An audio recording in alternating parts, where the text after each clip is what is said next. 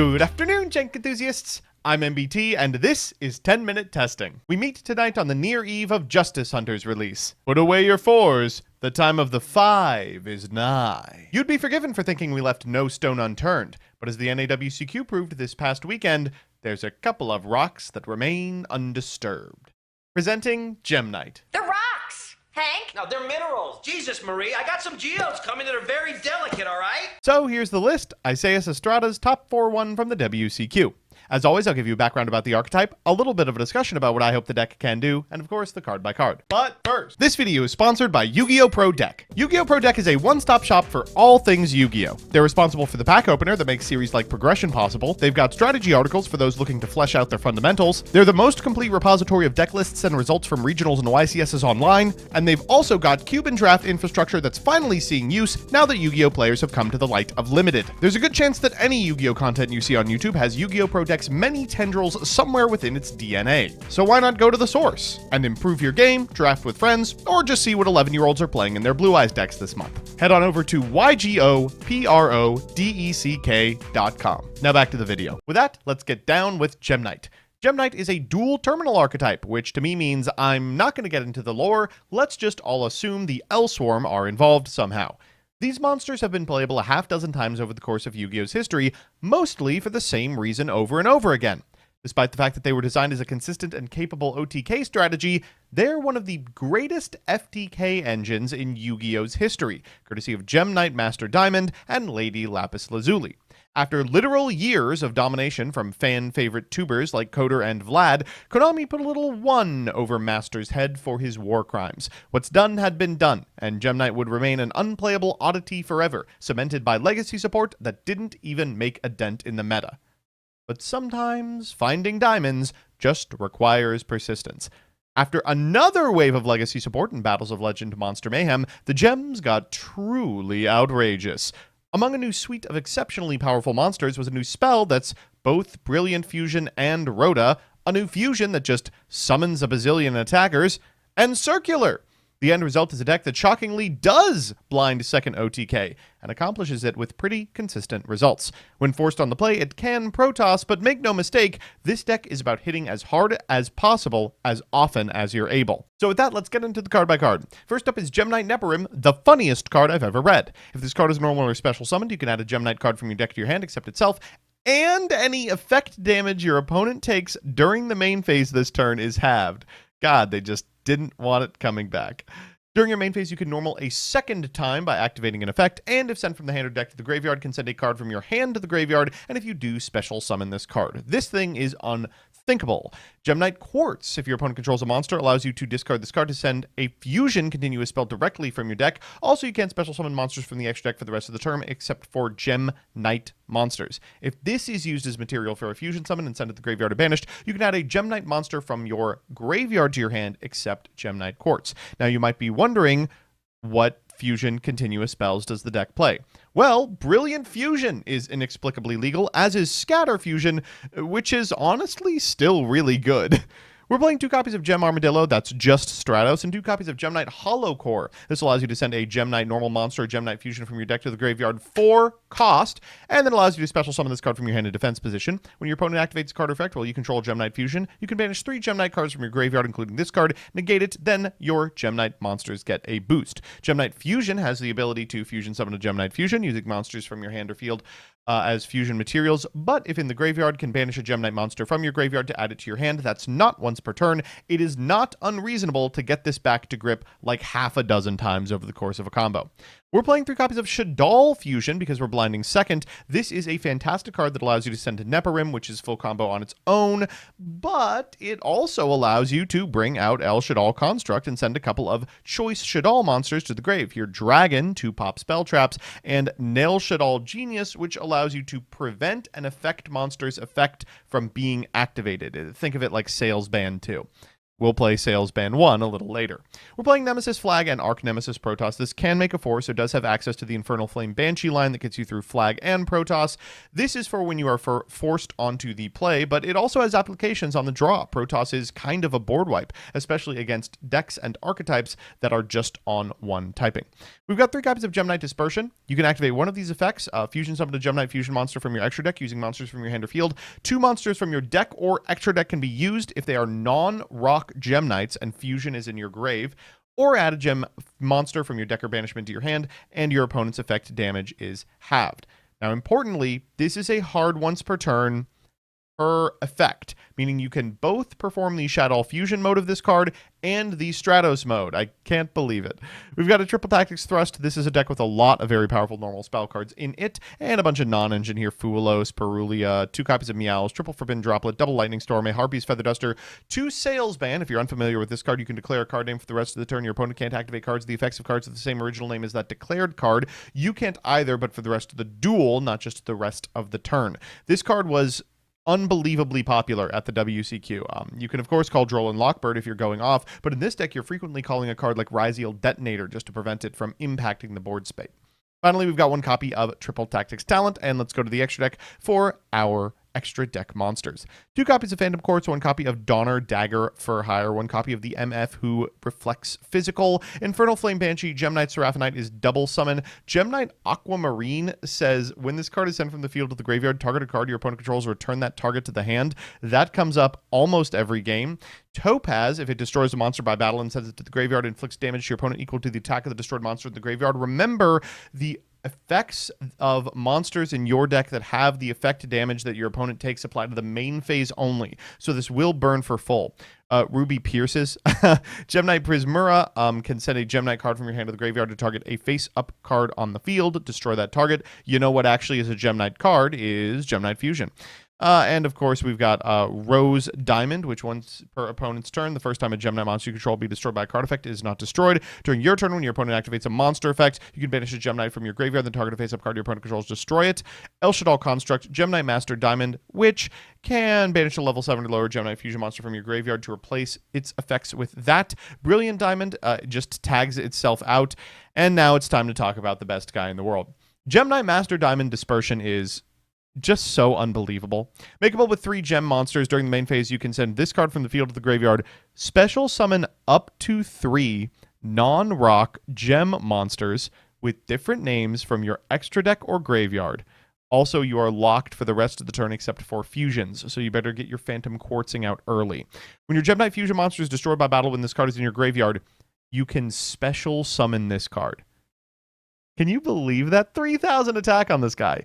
It is not out of the ordinary. In fact, pretty frequently this happens. You will use Dispersion to get a whole bunch of really powerful Gem Knight monsters onto your side of the field, including a Ruby for piercing and an Aquamarine, which you will just send into your opponent's first monster, bouncing the monster and reborning this copy of Dispersion. What an unbelievably stupid card. In the side, we've got some Kaijus, we've got some Chaos Hunters, we've got 3 copies of Artifact Lancia, the 3rd Meowls, 3 Droll and Lockbird, and a Bagooska. So with that, let's hop in some games. Our first match is up against Millennium White Forest, and here's a surprise, we're going second. His hand's all right. Cards like Lightning Storm are very welcome. We don't really want to see the Gem Knight Fusion in grip, but it's probably fine. But it's going to begin with a copy of Senenjin. They're going to follow it up with the effect of Mr. Golem of the Millennium Treasures. That'll grab them a Wedju Temple and get them a lot of material on their side of the field. They'll activate the temple and use its effect to set this copy of Diabellstar Vengeance, and then send that to the yard to make, of course, Doom Dragon and Zombie Vampire. They select Diabellstar here, which is horrifying. They're going to set a copy of Deception. Then afterwards, they're going to link off for a Moon into a Requiem. Requiem effect is going to grab them a Lacrima from deck, and Lacrima will trigger in order to send a copy of Fiendsmith Engraver. Engraver returns to their side of the field, and then those 2 are linked off for a sequence whose effect will activate 1, 2, 3. It is Desiree time. They're going to use the effect of the sequence on field, targeting the Desiree, then afterwards go for Philia Diabell in order to go ahead and grab Diabell. They're going to go for the Deception afterwards, pitching the Diabellstar, and grabbing a copy of Queen Azamina, of all things. They're going to bring out the White Witch and send a copy of Curse of Diabell here. That enables them to set a copy of Morian as well, and afterwards they'll go for a copy of Elzet and the Vengeance in Yard to summon it back to their side of the field. Finally, Philia Diabell and Chaos Angel Elzet trigger as well. We'll get them a copy of Sinful Spoils of the White Forest. They're going to retain this copy of Queen Azamina in hand so they can maybe make, I don't know, a Chimera or something. I'm not really sure what this aims to do.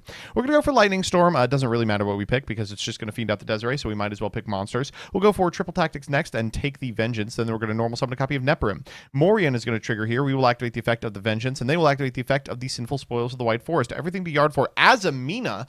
Okay, so this applies blanket negation provided your monsters go down enough, but I think we could probably just avoid that. They'll bring back the Queen Azamina and send this copy of Neperim as well. We'll use the effect of the Quartz to get a copy of Brilliant Fusion, and we'll use that to get a copy of Dispersion. Azamina will trigger here, but we will also get a couple of Graveyard triggers as well. We'll cycle back for the Neperim, then trigger the effect of the Brilliant Fusion to get this Gem Knight Fusion out of our hand and into the yard.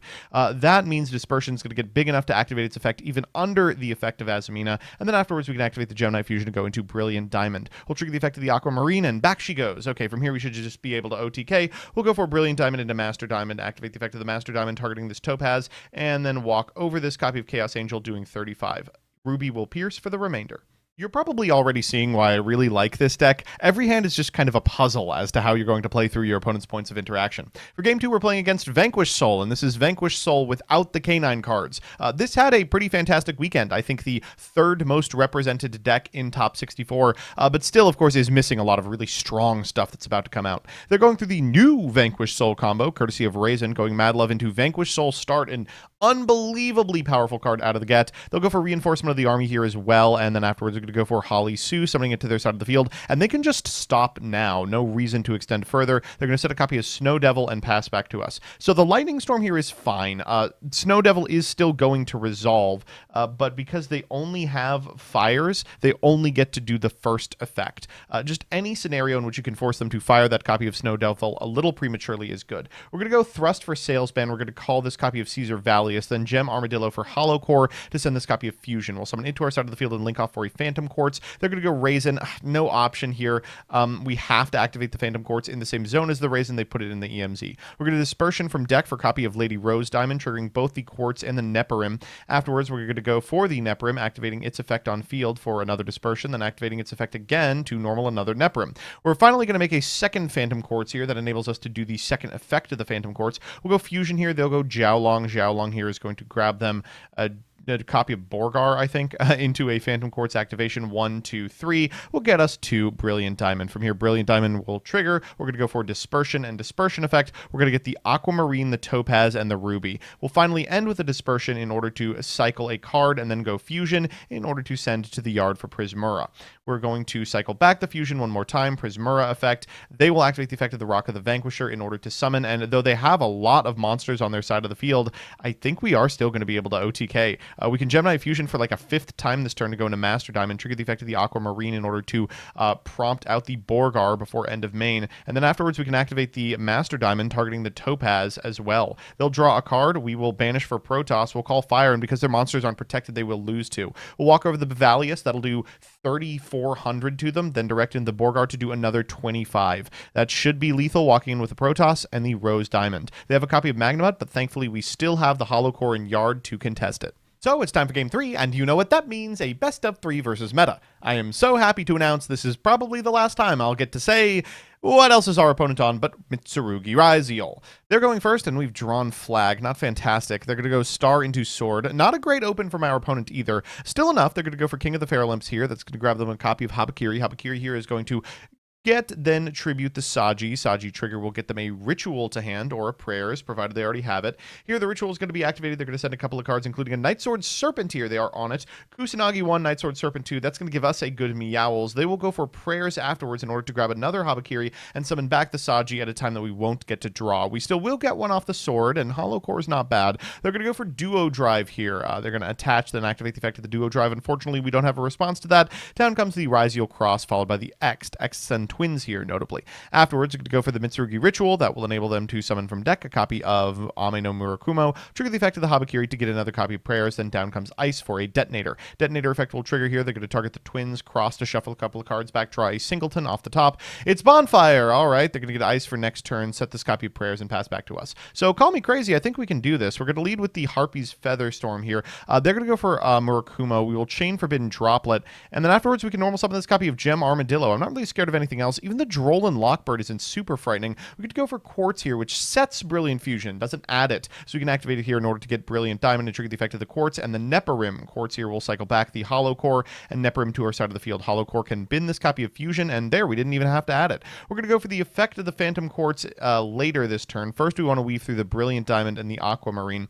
We'll use the effect of the Gemini Fusion, send off the Brilliant Fusion here, and then we'll cycle back for the Phantom Quartz and use its effect to perform a fusion. Finally, we're bouncing our opponent's copy of Detonator, and then we're activating the effect of Dispersion to summon a Topaz, a Ruby, and a Prismura. Prismura here can bounce the Duo Drive. Now our monsters aren't small anymore. We'll cycle back the Gemini Fusion, activate its effect in order to make a copy of Master Diamond, then Master Diamond banishing Topaz, so we can dome them for a trillion here, 19 plus an additional 32, and direct a second time. So it's time for game 2, and yeah, I mean, we're still going second. Okay, so we're going to begin with a copy of Fuelos as our opponent goes for an Ice Rise Heal. Now, they do have some pretty fantastic stuff here in Grip, but they don't have an answer to Fuelos. So they're going to go for Sword here, and we're going to fire a second Fuelos, which may just end their turn. It does. They're going to set 3. We got to beat 2 Solemns, and that will do it. Yeah, okay. All right. Woo! We take those. So we're back with the deck, and wow, a forfer. Let's do the pros and cons. First, the pros. 1, it's consistent. Neparim searches any Gem Knight card. Hollow Core sends Gem Knight Fusion its cost. Armadillo is Stratos. Dispersion is Rhoda. 2, this thing kills out of nowhere. Gem Knight Master Diamond Dispersion allows you to summon 3 non-rock Gem Knights from extra, which can put out a huge amount of disruption and pierce. And 3, God, I love Shadal Fusion. This is a foolish burial to dump Neparim and C combo, of course, but it also lets you break boards. Really, do not sleep on Shadal Dragon. He is crazy. And the cons. 1, it's kind of mission critical that Gem Knight Fusion remains in your graveyard. Obviously, if it leaves your graveyard, is banished or something, you can't use its non-once per turn recycle anymore, but it also turns off Dispersion's Fuse from deck effect, which is disastrous. A well-timed White Binder can really just totally screw up your entire combo. 2, the deck struggles with mass board removal. I'm talking things like Liger Dancer or a Detonator, which can translate into multiple pieces of removal. It runs Kaijus out of the board and Sails Ban in the main to combat this, but unless you draw them, picking apart a field or wiping it at a critical moment is going to just cook you. And 3, the deck's game plan going first is messy. The Gem Knight engine can't really put out any meaningful disruption for the opponent's turn on its own, minus like Hollow Core Negate and Aquamarine Bounce. So it kind of has to rely on floodgates like Protoss and Fossil Dyna to lock an opponent out of the game. These are cards that people are already prepped for.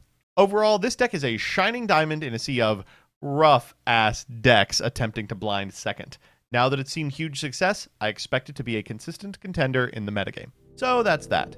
Thanks so much for watching. These 10-minute testings are made possible by, and occasionally suggested by, my patrons, some of whom have paid a lot of money to be mentioned at the end of this video.